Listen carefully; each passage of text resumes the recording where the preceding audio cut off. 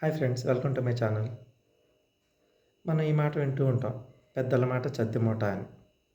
దీని అర్థం చాలా ఉందండి. ఇదేదో చిన్న మాట చిన్నదే గానీ పెద్దల మాట చద్ది మూట అనేది దీని అర్థం చాలా పెద్దది. పూర్వం ఎలా అంటే అప్పుడు రైళ్ళు, బస్సులు ఇయి ఏమి లేవు కాబట్టి ఎడ్ల బండ్ల మీద ఎళ్ళేవాళ్ళు ఒక ఊరు నుంచి ఇంకో ఊరికి. అలా ఎళ్ళేటప్పుడు వాళ్ళేం జేసేవాళ్ళంటే దారిలో మరి ఇప్పుడున్నట్టు హోటల్స్, రెస్టారెంట్స్ అయేం లేవు. వాళ్ళేం చేసేవాళ్ళంటే సద్దన్నం ఉంటది గదా! రాత్రి మిగిలిపోయింది. దాన్ని ఒక చిన్న మూటలా కట్టుకునేవాళ్ళు. సద్దన్నం, కూర, పెరుగు, మజ్జిగ ఇయన్నీ ఓ మూటలో కట్టుకొని భుజాన పెట్టుకొని బయలుదేరెళ్ళేవాళ్ళు. అలా బయలుదేరి అలా ఎక్కడో చోట అలసిపోయినప్పుడు, ఆకలేసినప్పుడు అప్పుడేంది మరి హోటల్స్ అయేమి లేవు కాబట్టి ఇప్పుడేముంది ఎక్కడ చూసినా వీధికి 2 ఉంటున్నాయి. హోటల్స్, టిఫిన్ సెంటర్‌లు. అప్పుడు ఆ పరిస్థితి లేదు కాబట్టి అప్పుడేం చేసేవాళ్ళు, ఆకలేసినప్పుడు ఆ సద్ది మూట ఇప్పి కొంత అన్నం తినేవాళ్ళు. కొంత ఎనర్జీ వచ్చేది. మళ్ళా ప్రయాణం బయలుదేరేది. మళ్ళీ మొదలుపెట్టడం ప్రయాణం. కొంత దూరం వెళ్ళిన తర్వాత మళ్ళీ ఆకలేసింది అనుకున్నప్పుడు మరికొంత అన్నం తినటం. మళ్ళా మూట కట్టేసుకోవడం. మళ్ళీ ప్రయాణం కొనసాగించటం. ఈ విధంగా ఆగుకుంటే ఎక్కడైతే ఆకలైతుందో అక్కడ ఆగి ఆ సద్ది మూట విప్పదీసి అందులో ఉన్న ఆహార పదార్థాలు తిని, ఇంకా ఆకలి తీర్చుకొని, మళ్ళా జర్నీ కంటిన్యూ చేయటం. ఈ విధంగా చేస్తూ వాళ్ళు ఏ ఊరు ఎళ్ళాలో ఆ ఊరు చేరుకునేవాళ్ళు. అప్పుడు హోటల్స్ అయేం లేవు కాబట్టి, ఆ సద్ది మూట అనేది వాళ్ళకి ఎంతో ఉపయోగం అనమాట. మరి ఎవరు మనం ఏం తట్టుకోగలం గానీ ఆకలిని తట్టుకోలేరుగా ఎవరు. ఆకలి తట్టుకొని ప్రయాణం కొనసాగించడం అనేది చాలా కష్టం ఎవరికైనా సరే. కానీ ఆ సద్దిమూట అనేది వాళ్ళ అవసరానికి ఆదుకునేది. వాళ్ళ ఆకలిని తీర్చేది. అంటే వాళ్ళు సుదూర ప్రయాణంలో ఈ సద్దిమూట సహాయంతోటి వాళ్ళు సక్సెస్‌ఫుల్‌గా ఆ ఊరు చేరుకునేవాళ్ళు.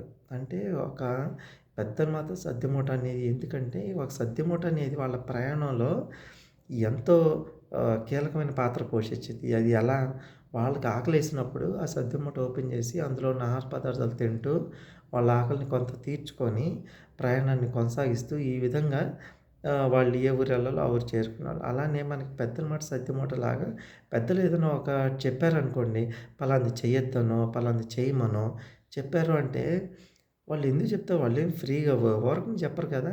ఏదో ఫ్రీగా ఖాళీగా ఉన్నారని చెప్పరు. లేదంటే మనం ఖాళీగా ఉన్నామని వాళ్ళు చెప్పరు.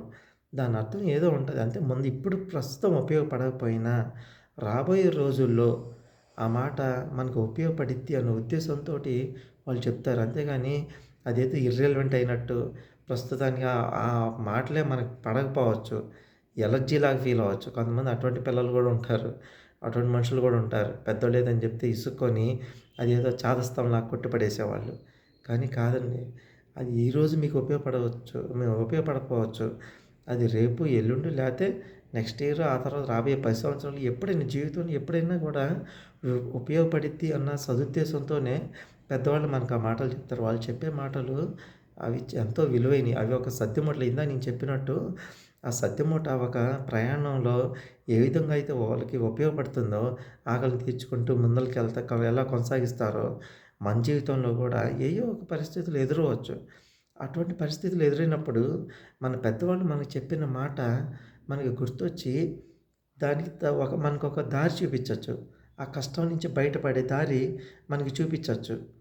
తెలీదు మనకి. ఆ సిట్యుయేషన్ ఎదురైతే గాని తెలీదు. అంత మాత్రం చేత ఈరోజు ఆ సిట్యుయేషన్ ఎదురు కాలేదు గదా!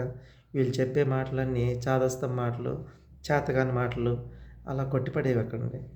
ఎప్పుడూ పెద్దల మాట ఎప్పుడూ సత్యమూటే.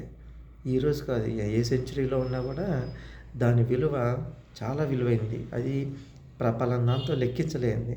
కాబట్టి పెద్దవాళ్ళు ఏదన్నా చెప్పినప్పుడు ఇనండి. అది అప్పటికప్పుడు మనకు ఉపయోగపడకపోవచ్చు. కానీ జీవితంలో అది తప్పకుండా ఉపయోగపడిద్ది. పెద్దవాళ్ళకి విలువ ఇవ్వండి. వాళ్ళ మాటలకి మరింత విలువ ఇవ్వండి. నా వీడియోస్ కనుక మీకు నచ్చితే లైక్ చేయండి, షేర్ చేయండి, సబ్స్క్రైబ్ చేయండి.